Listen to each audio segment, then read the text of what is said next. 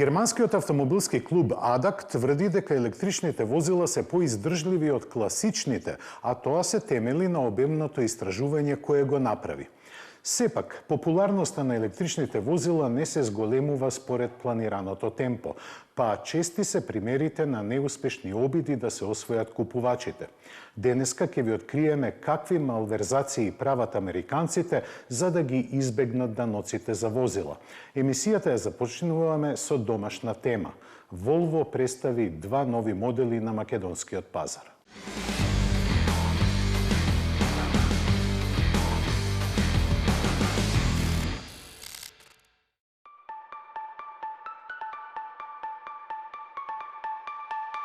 Volvo Cars Macedonија приреди вистинско задоволство за поклониците на шведската марка. Да се представи еден новитет е посебен настан, но домакините се потрудија да обезбедат две премиери. И тоа не било кој. Под слоганот 90-90, звездите на премиерата беа освежениот XC90 и неговиот електричен пандан EX90. Во понудата на Volvo повеќе ги нема дизел моторите, па сега вечниот XC90 ќе се нуди само со турбобензински мотори кои носат ознака B5. Нив ги има два, од 250 и 300 конски сили, дополнително засилени со 48 волтен хибрид. Адмиралската изведба ја задвижува темелно подобрениот T8 мотор од 310 конски сили, на кого му се приклучува електромотор со 145 конски сили. Погонот со приклучен хибрид овозможува на струја да се извозат 70 километри. Што се однесува до дизајнот, на надворешноста се воочливи ревидираните светла, наречени чеканот на Тор, кои се наоѓаат и кај електричниот EX90, а новата решетка со диагонална шема ги потенцира фаровите уште повеќе. Ентериерот е суптилно подобрен со додавање на нови материјали и вертикален екран на допир кој сега има димензии од 11,2 инчи, чиј оперативен систем е преработен за да ги направи апликациите подостапни со помалку пребарување низ менито. Иако плановите за потполно преминување на електричен погон швеѓаните ги ревидираа, сепак храбро газат кон иднината. Тоа најдобро го покажуваат со големиот електричен кросовер EX90. Впечатливиот дизајн и маркантната појава ги најавуваат определбите на новата генерација возила на Volvo. Компанијата сака повторно да стане лидер во безбедноста и заштитата не само на патниците, туку на сите учесници во сообраќајот, па слободно може да се каже дека EX90 стана компјутерна тркала исполнет со системи што прават невидлив штит околу возилото. За тоа се задолжени сензори, вклучувајќи 8 камери, 5 радари, ултрасонични сензори и за прв пат во Volvo лидар систем. Тие се поврзани со основните компјутери на автомобилот со цел да се подобри доверливоста и севкупните перформанси. Има уште една шума податоци за вградените системи базирани на моќни чипови кои извршуваат и до 254 трилиони операции во секунда, но за тоа повеќе кога ќе се соочиме со него. EX90 е достапен во две варијанти со погонасите тркала со моќност од 300 киловати и 770 Нм и 380 киловати и 910 Нм вртежен момент. Максималната брзина е ограничена на 180 км на час, а посилниот мотор го абсолвира спринтот до 100 за 4,9 секунди. И двата мотори ги напојува батерија од 111 киловат-часа, доволна да обезбеди автономија над 600 километри.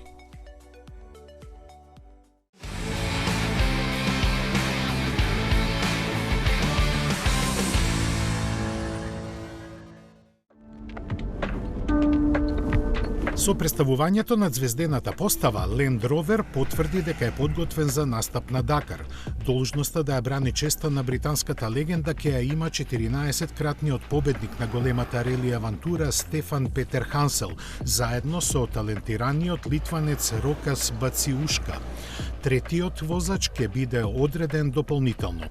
Учествувајќи годинава со 20 придружни возила наменети за официјалните лица, британскиот производител покажа дека има искуство и знаење да се справи со условите на најисцрпувачкото рели во светот. Возилото кое ќе настапува во стоп категорија сериски модели е изведено од најмоќната опта верзија на Defender која има 4,4 литарски твин турбо V8 мотор. Техничките детали и обемот на преработките на неговата робусна алуминиумска архитектура не се објавени, а ново формираниот тим ќе се надпреварува и на другите слични трки ширум планетава.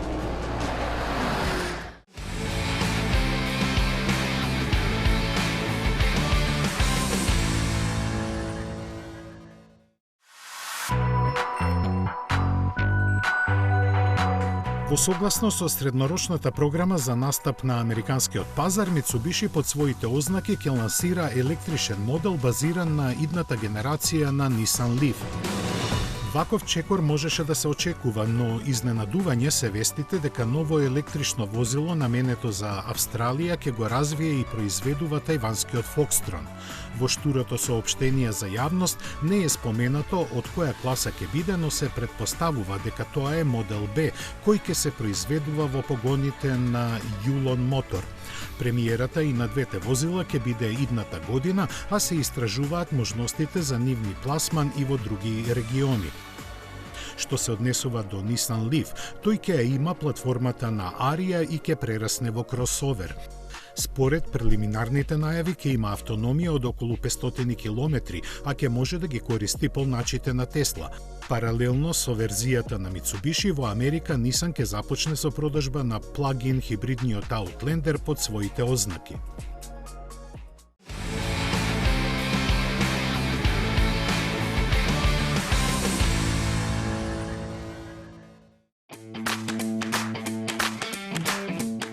Иако преговорите за спојување на Nissan и Honda пропаднаа, двете автомобилски велесили не престанаа да соработуваат.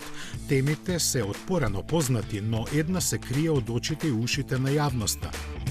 Можноста нивните водечки и спортски автомобили NSX и GTR да имаат заеднички гени. И двата направени со филигранска прецизност и инженерско совршенство, тие, иако со различен карактер, имаат идентична задача – да воодушевуваат секого. Затоа и не треба да биде изненадување ако делат некои механички нешта, посебно платформата. Дека тоа може да се случи се разбра од американската филијала на Nissan, чиј председател, потврдувајќи го враќањето на суперавтомобилот, искажа оптимизам по тоа прашање. Секако многу опции се отворени, но едно ќе биде сигурно. Идните NSX и GTR ќе бидат електрични возила.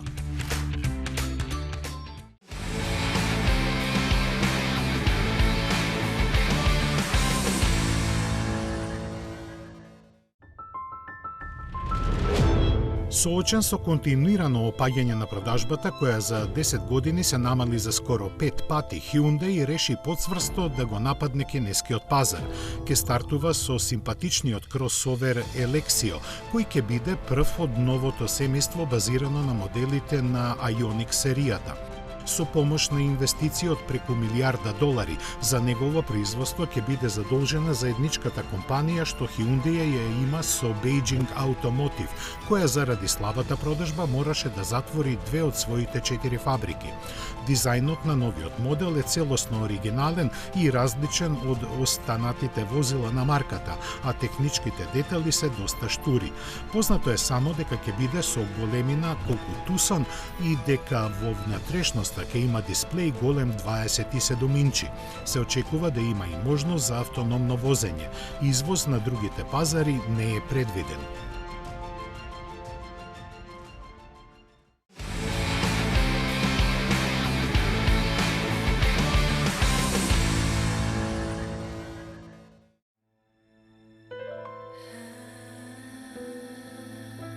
Можеби заради царините, како што велат, но поверојатно заради преценувањето на подготвеноста на европските купувачи да плаќаат сериозни суми за возила кои допрва треба да се докажат, кинескиот НИО се повлекува од Данска. Производителот, чии модели важат за технолошки напредни, вели дека тоа нема да ги помати нивните европски планови, но тие секако ќе бидат забавени. Јасно е дека изградбата на сопствената дистрибутивна мрежа ниту е едноставно, ниту ефтино, а НИО е познат и по можноста за брза замена на празните батерии со полни во посебни станици за тоа кои во Европа ги има вкупно 56. Предизвикот се чинеше преголем за данскиот пазар, а со оглед на нивото на ланската продажба од само 1700 возила, таков е и во останатите земји каде компанијата настапува – Германија, Холандија, Норвешка и Шведска. Во понуда има вкупно 6 модели, чии цени започнуваат од 55.000 евра.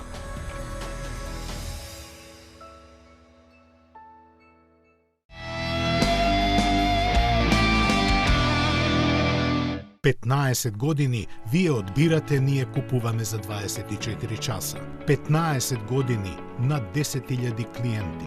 15 години општествено одговорна компанија. 15 години доверба. 15 години лидери на пазарот. Финансираме патнички возила, комерцијални возила, камиони, пловни објекти, опрема и машини за вашиот бизнис». Во потрага сте по совршен автомобил? Со Чери добивате повеќе. Закажи тест возење на cherry.mk.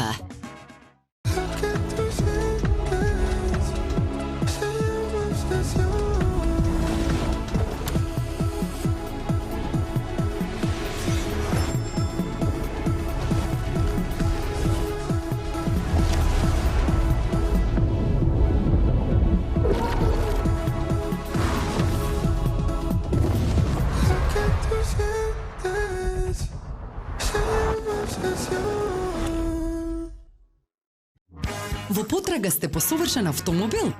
Со Чери добивате повеќе. Закажи тест возење на cherry.mk. Ако го наречеш возилото Grandland, го правиш да биде Grand. Дизајнираш електрично лого со супер долг опсек на батеријата и 50.000 интелигентни LED компоненти. Секако дека е новиот Opel Grandland. Go Grand! Во потрага сте по совршен автомобил? Со Чери добивате повеќе. Закажи тест возење на cherry.mk. Метрополис, број 1 радиомрежа.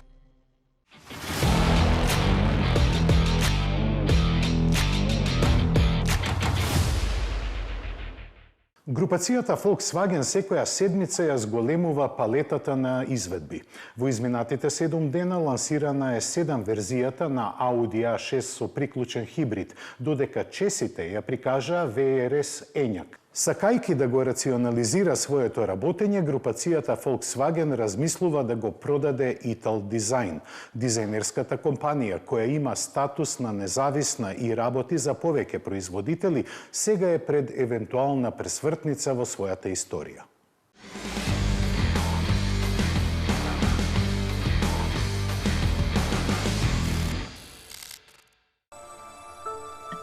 Audi продолжува да ја дополнува понудата на новиот A6. Покрај бензинските и дизел опции, тој сега може да се добие и како плагин хибрид. Двете нови верзии се одликуваат со врвни перформанси и голема електрична автономија. Основа на погонскиот систем е дволитарскиот TFSI агрегат навиен на 252 конски сили.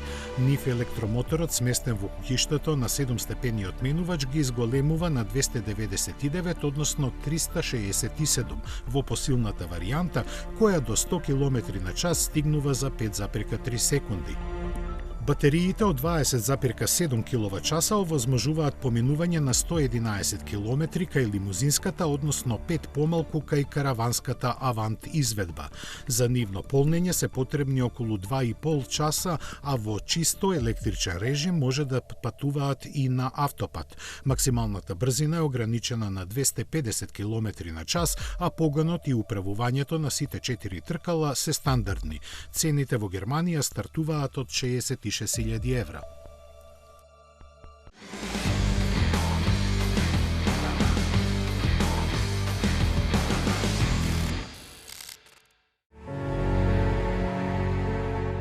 Втората генерација на електричниот кросовер Ењак и неговата купе изведба се за китија со значката ВРС. Во пракса тие добија 30 киловати поголема моќност во новото издание.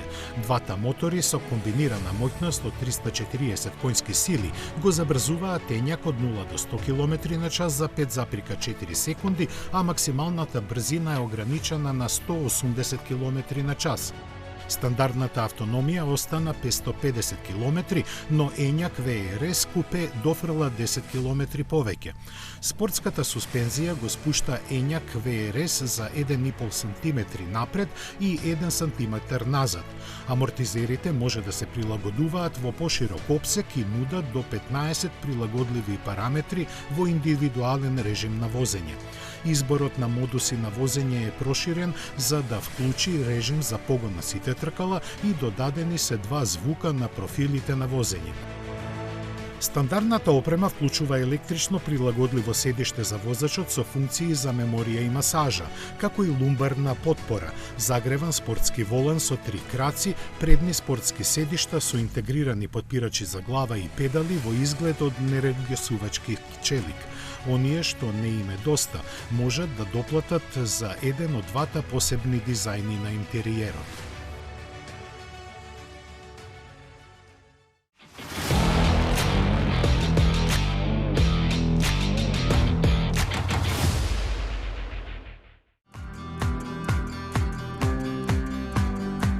Ке биде ли Volkswagen принуден да го продаде Italdesign?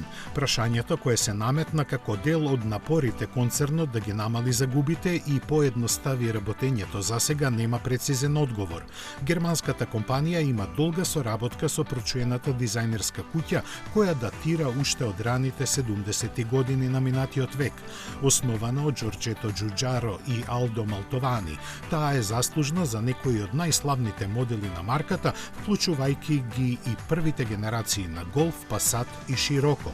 Lamborghini во 2010-та купи 90% од Italdesign, а преостанатите 10% преминаа во рацете на Audi, 5 години подоцна кога Giugiaro се повлече од компанијата.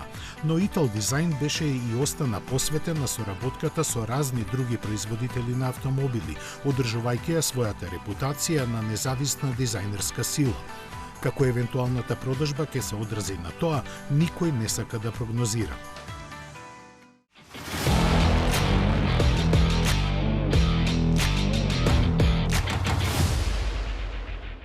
Од почетокот на продажбата на електричните возила се појави прашање колку се тие издржливи. Дилемата околу дефектите случајни на електричните возила и оние со мотори на согорување ја одговори ADAC. Може би електричните возила имаат помалку кварови, но сепак жешка тема останува оптеретеноста на енергетската мрежа која се предизвикува во земјите со голем број електрични возила.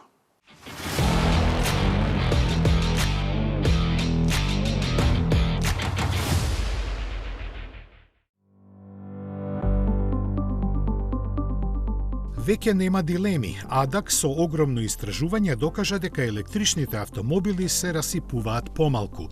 Анализата на германскиот автоклуб е базирана на интервенциите на службата за помош на пат минатата година и статистиката за дефектите.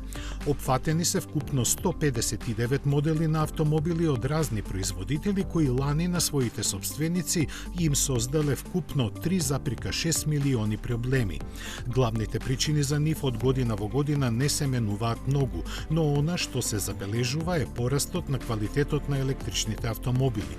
Имено тие во просек имале 4,2 дефекти на 1000 возила, за разлика од обичните кои забележале повеќе од двојно, вкупно 10,4 дефекти на 1000 возила.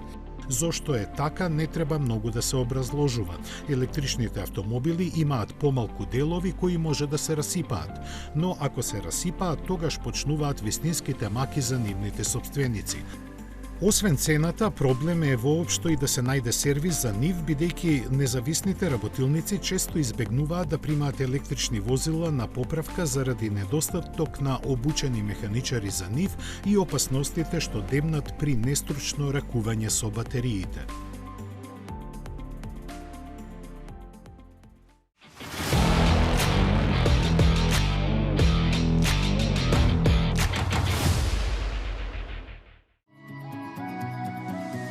Експертите долго време предупредуваат за ризиците од преоптоварување на енергетската мрежа што неминовно следат со помасовното користење на електрични возила. Имено тие најчесто се полнат доцна напладне и навечер, кога учеството на струја произведена од соларните панели е многу мала, а потрошувачката кај домакинствата зголемена.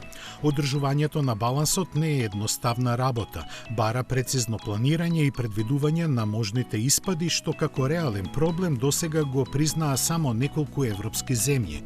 Но неодамнешниот колапс на енергетската мрежа, што ги зафати Шпанија и Португалија, покажа и нешто друго.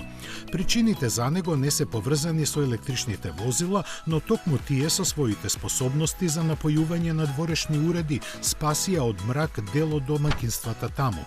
Такви способности имаат поголем дел од возилата, но потребно е и полначите да ја поддржуваат таа можност. Ако е така, просечен електричен автомобил со своите полни батерии може целосно да снабдува со струја еден дом неколку дена, дури и повеќе од една недела. Полнењето на батериите сепак останува проблем кој ќе оптоварува мрежата, посебно во земјите кои во поголем дел се базираат на соларната енергија и струјата од ветерници, а не на термоелектраните на јаглен или нуклеарните централи. Во светот на бизнисот и најголемите конкуренти се здружуваат кога постои заеднички интерес.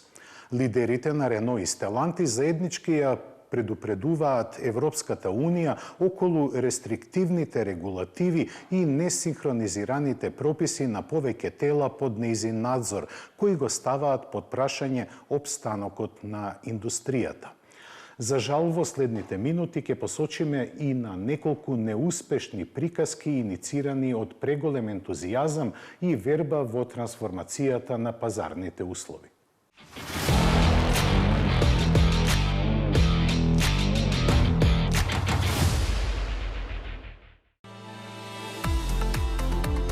Може би се лути конкуренти, но заеднички проблеми ги прават сојузници. Првите луѓе на Стелантис и Рено ги предупредија европските законодавци да не претеруваат со прописите. Лука Де Мео и Џон Елкан се согласуваат дека постои опасност во наредната деценија европскиот пазар на нови автомобили да биде преполовен. Според нив, цените на возилата неминовно ќе растат заради скапата работна рака, но најмногу заради промената на регулативата. Посебно кај поевтините модели, нивната проценка е дека, како резултат на тоа, тие ќе поскапат и до 40%, со што ќе бидат недостапни за голем број купувачи. Сложувајќи се во оценката дека европските прописи станаа премногу рестриктивни, тие апелираат на нивната промена за да се спаси автомобилската индустрија. А таа веќе со години стагнира. Пазарот сега абсорбира 15 милиони возила, што е за 3 милиони помалку од пред пандемијата. Демео и Елкан укажуваат и на тоа дека во Брисел моментално за автомобилите директно или индиректно се задолжени најмалку 5 различни генерални дирекции, чии стратегии често меѓусебно се конфликтни. Посочуваат и на тоа дека не може истите безбедносни критериуми да важат и за малите градски автомобили и за 2 тона тешките теренци, кои регулаторите ги имале предвид пишувајќи ги прописите. Се заговара и воведување посебна категорија мали автомобили, нешто слично како што имаат јапонците, што искрено кажано тешко е остварливо, посебно затоа што Кина чека токму таква шанса.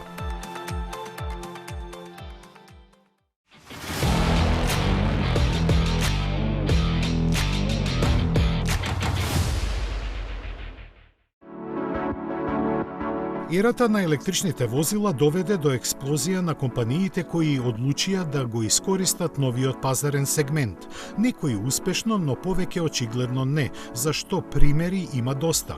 И најновите вести кои доаѓаат од Америка го потврдуваат тоа.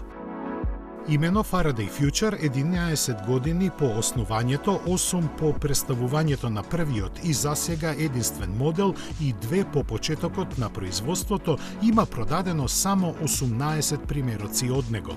Причината не треба да се бара далеку. FF91, како што е означен, чини $250,000. Загубите веќе никој не ги ни брои, но и покрај се во компанијата не недостига оптимизам. Големи планови се полагаат во идните модели, меѓу кои ќе има и такви за кои ќе треба да се плати 10 пати помалку. Слична трагикомична приказна испишува и електричната марка моторцикли LiveWire, основана од Харли Дейвидсон, и нејзините корени датираат од пред 11 години, а продажбата стартуваше во 2023-та.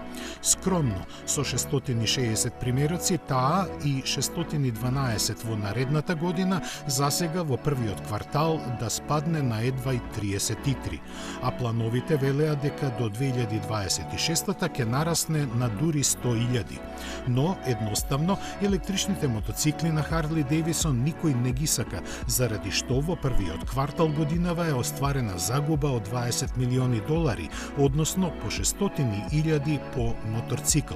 На здравје!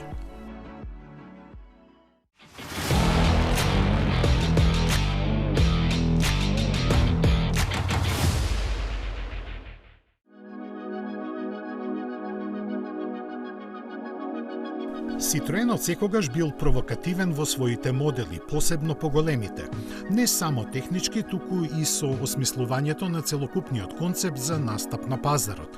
Така требаше да биде и со C5X, кој е нешто меѓу лимузина и кросовер. Квалитетите му ги зголемуваа и плагин хибридните верзии, а за цената да биде поприфатлива се произведува во Кина. Но тој се покажа како големо фијаско. Марката од него лани продаде само 4300 примероци, што е за 2/3 помалку отколку во претходните 2 години, колку што е на пазарот. Што не им се допадна на купувачите, тешко е да се каже. Можеби цената која стартуваше од нешто над 40,000 евра, можеби прескромната моќност на погонскиот систем меѓу 130 и 225 коњски сили, но поверојатно неговото потекло. Citroen не е единствената европска марка што продава возила од Кина. Тоа го прави и Volvo, Dacia, BMW, а сега и Seat, но е прва што ќе го прекине тоа. C5X едноставно не се поврза со купувачите и дефинитивно исчезнува од ценовниците на нејзините дилери. Тестирањето на трпението на менеджментот на компанијата не помина. Повеќе се нема слух за вакви експерименти, посебно нешто истото се случува и со DS9.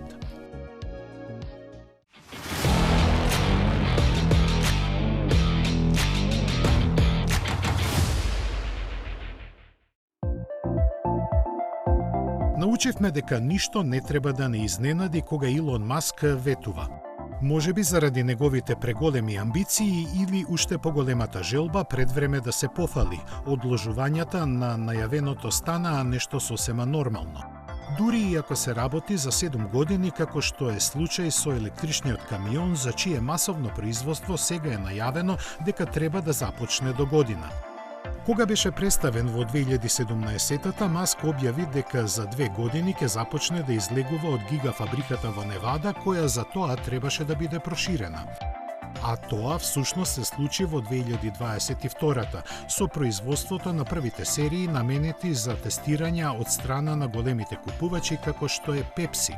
И толку, се потоа застана. Дали и сега ќе дојде до поместување на плановите, никој не знае, но Тесла се уште верува дека ќе продава по 50,000 електрични камиони годишно, што е повеќе отколку што сега изнесува вкупната продажба на дизел влекачи.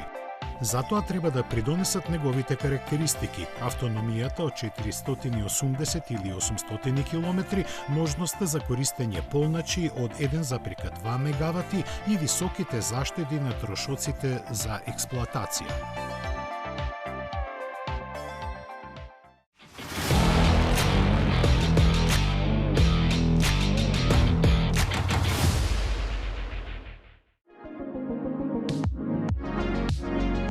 Не се само балканците експерти за избегнување даночни обврски, барем кога автомобилите се во прашање. Тоа го има и во Америка. Конкретно во сојузната држава Монтана, која има 800.000 жители, а дури 2,3 милиони регистрирани возила. Причините за тоа се што таму не се плаќа никаков данок на промет при купување автомобил, за кој после тоа не се ни потребни редовни технички прегледи, само се подмирува задолжителното осигурување.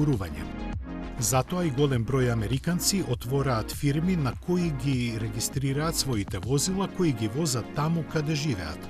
Според податоците на властите, лани во Монтана имало скоро 11.000 спортски и луксозни автомобили со 6-цифрена цена.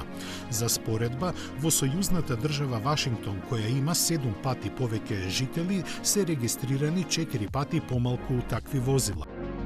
Скоро половината од нив се Ферари, но има и 2000 Ламборгинија, 820 Ролс-Ройса, како и 130 Бугатија. Секако другите сојузни држави не се срекни со даночната политика на Монтана. Калифорнија, например, проценува дека има загубено $100 милиони за останати даноци и други такси. Се превземаат и конкретни чекори да се спречат понатамошните манипулации. Законите таму бараат возило купено надвор од државата да не може да се вози низ нивните патишта првите 12 месеци. Во Флорида тој рок е половина година, а во Аризона 90 дена. Но бизнисмените во Монтана имаат решение и за тоа. Постојат специјализирани паркинзи кои ќе ви го чуваат возилото толку колку што треба. Можеби примерот на американската сојузна држава Монтана би можел да послужи како модел и кај нас, но со поинаква цел, а таа е да го обновиме нашиот застарен возен парк кој има просечна старост поголема од 18 години. Но затоа треба да размислуваат надлежните институции. Се гледаме следната сабота. До гледање.